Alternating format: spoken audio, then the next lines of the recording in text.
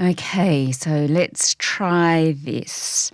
Write a podcast introduction for ABC News Daily with Sam Hawley about artificial intelligence.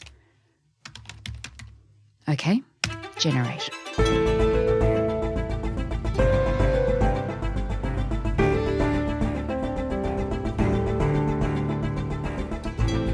Welcome to ABC News Daily. I'm your host, Sam Hawley.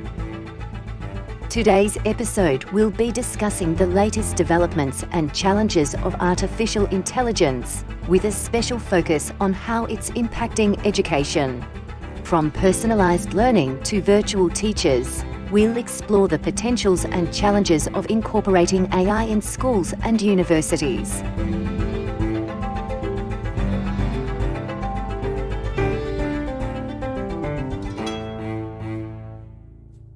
Hi, I'm Toby Walsh. I'm a Professor of Artificial Intelligence at UNSW Sydney. Toby, for this episode of the podcast, we had a play around with the AI Chat GPT and we got it to actually write our introduction for us, so it made our job a bit easier. I think we could have done a better job, but it was actually pretty good. It really did quite impress me when I first started to play with Chat GPT back at the end of November, beginning of December when it came out. I've worked in the field of AI now for all of my life, for nearly 40 years. And it did strike me as one of those landmark moments where we could see we made a significant advance. And it's one of the advances is it's much more accessible. We've had chatbots in the past that have been nearly as capable, but they haven't been quite as accessible.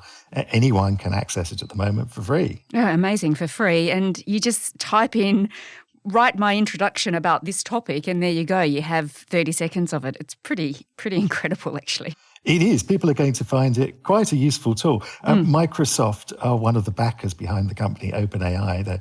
They're just talking about putting another 10 million into it. And so you can be sure it's going to be turning up very shortly in Microsoft Office and all of the tools there. So every time you're open Word or typing an email in Outlook, you'll be able to access this tool and it will be able to write you the email or write the next paragraph in your Word document. We were just talking about it in the office before about when we lived without Google and how we couldn't imagine doing that now. So it's sort of, it's really cutting edge technology, isn't it? So I want to get a sense, Toby, from you about how it actually works. Well, it's pretty much like the autocomplete on your phone. So when you're texting on your phone or typing something on your phone, there's a program there that has been given the dictionary of words and their frequencies and tries to predict the most probable word that you're typing.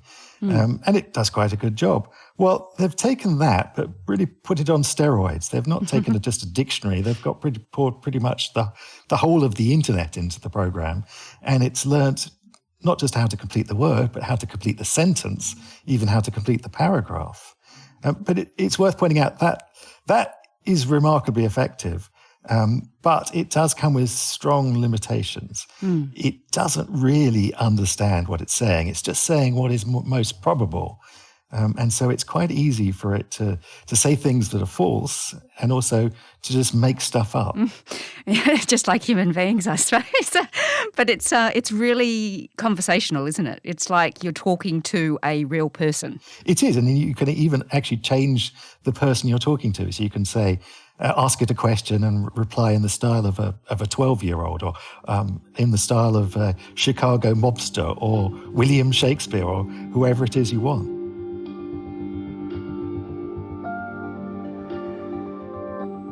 So we have this new cutting-edge technology, but as always, with it comes many new dilemmas, and particularly we've seen, of course, in the education sector, because there is a worry, isn't there, that students in schools, in universities, they'll be able to use it to cheat. But now there's a new technology driven by artificial intelligence, which is causing big headaches for teachers and academics. Yesterday it was reported that one online service, Chat GPT, would be banned from public schools in New South Wales and Queensland. But some universities... So how prepared do you think schools are for this? none of us, I guess, are really prepared for this because it's sort of just landed in our lap. Yes, as usual, we have to play catch up with the technology. This isn't a future worry. There are already students who have been caught cheating and have been given fail grades in the US for having used this to submit their answers as opposed to write them themselves. It is a very real worry that students will use this, and indeed, it's now being banned from schools in New South Wales. It's been banned from schools in New York State. Lots of school districts are thinking about how they respond to that. I'm not sure that that's going to be very successful because whilst on the school network you can block access to a particular website, students just need to open their phones and they can access it themselves. And then go home, I suppose. They can access it at home. Yes. Well, we did a little test on this, asking Chat GPT to write a response to an actual Year 12 English HSC writing test from last year, which was to analyse a piece of text. And this is what we came up with. In this extract, Arud Pragasam creates a sense of freedom through the use of imagery and juxtaposition. The extract opens with an anecdote of Krishnan's train ride in an urban setting, which is then contrasted with his train rides in rural India. This contrast highlights the different experiences of travel and how they can shape a person's understanding of freedom. The personification of nature in the wind, calling to Well, him Toby, I am no HSC English teacher, but that seemed pretty good. It was really detailed. It did. I'm not sure it's going to necessarily be A grade, but it's certainly at least a good B there. And if you're Totally. short of time or not a very good student, you could possibly submit that and get a decent mark, I imagine. But there are teachers out there that are saying they would definitely know if a student submitted that. They would know that that was AI and it wasn't the student. Is that true? Can they really tell? Well, if the student had previously submitted very mediocre work and then suddenly submitted something like that, which was clearly a step above, then the teacher might suspect that it was written by Chat GPT and not by the student. But it's very hard to actually prove, especially if you're going to fail them or if there's going to be severe consequences if you're found out using Chat GPT. As I said, you can get Chat GPT to change the language it uses. So if you ask it to write in the style of a Year 12 student, it's going to change the vocabulary. It's not going to be quite as sophisticated, maybe change the grammatical structure, change the length of the sentences to reflect more what a Year 12 student would use. And so that's going to help disguise it. There are tools to try and spot plagiarized work, but this essay, it's important to understand, is not plagiarized. You can't find those sentences probably anywhere on the internet, but they're some amalgamation of the sorts of sentences people write about that sort of text. But hang on, if two students put in the same question, do you get the same response or you get a different response? That's an interesting question.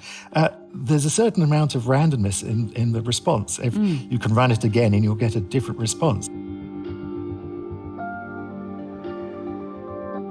As you mentioned, New South Wales and Queensland have taken the steps to actually ban it in the schools. You don't think that will particularly work.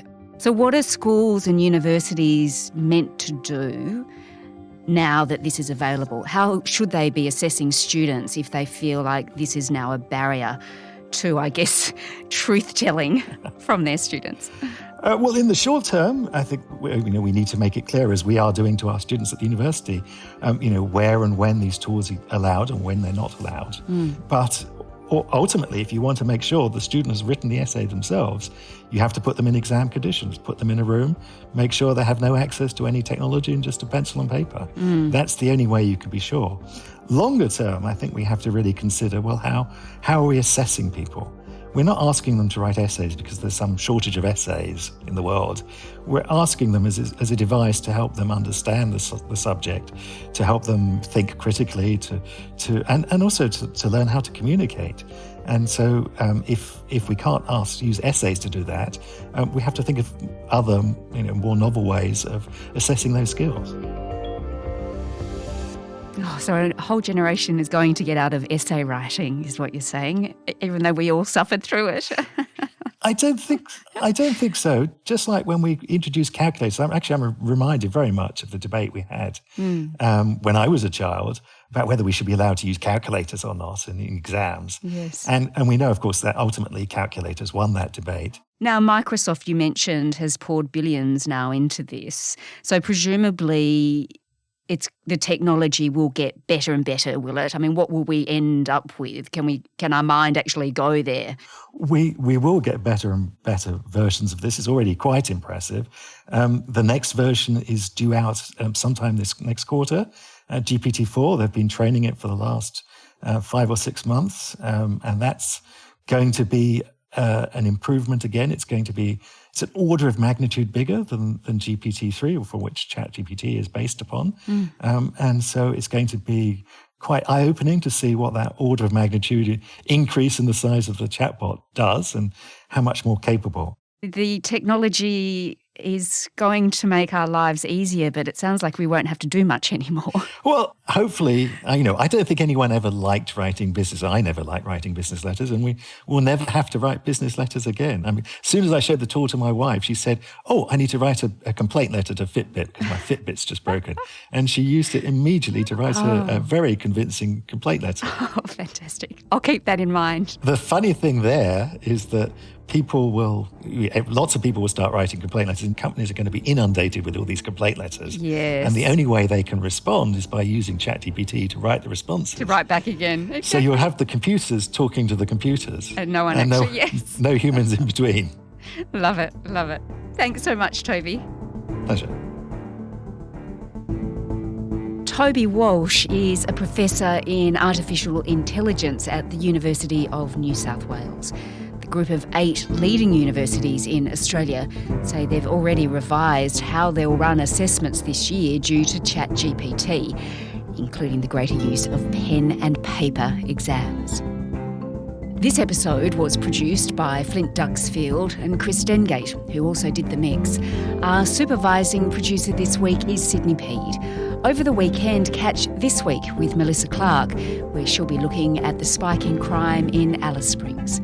I'm Sam Hawley. ABC News Daily was recorded on Gadigal land and we'll be back again on Monday. Thanks for listening.